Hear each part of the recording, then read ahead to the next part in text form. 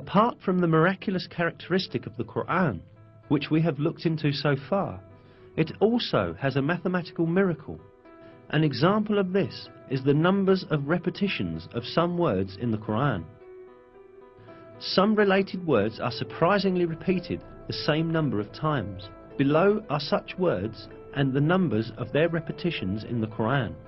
The word day is repeated 365 times in singular form, while its plural and dual forms, days, together are repeated 30 times. The number of repetitions of the word moon is 12.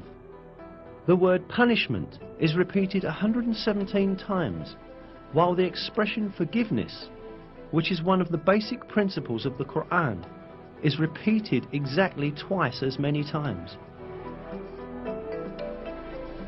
The number of times the words world and hereafter are repeated is also the same, 115.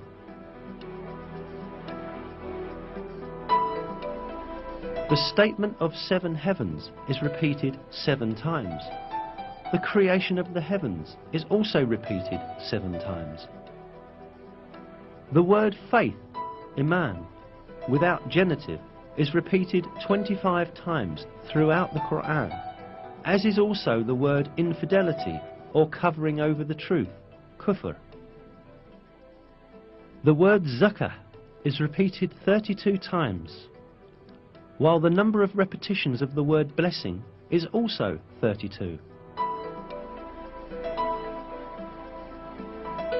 The expression the truly virtuous is used 6 times, but libertine is used half as much, i.e.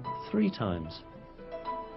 Human being is used 65 times.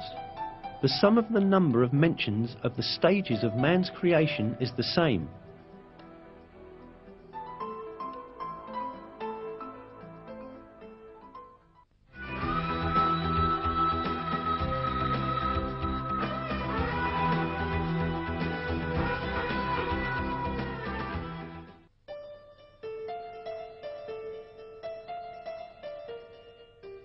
All that we have seen so far shows us an apparent fact. The Quran is such a book that all the news related in it has proved to be true, and facts that no one could ever have known at that time were announced in its verses. Certainly this provides clear evidence that the Quran is not the word of man. The Quran is the word of God, the originator of everything, and the Almighty, who encompasses everything with his knowledge.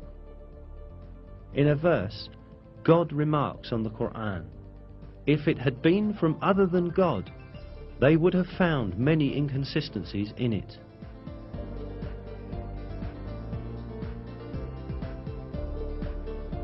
Not only are there no inconsistencies in the Quran, every piece of information it contains reveals the miracle of this divine book more and more each day. What falls to man is to hold fast to this divine book revealed by God and receive it as his one and only guide.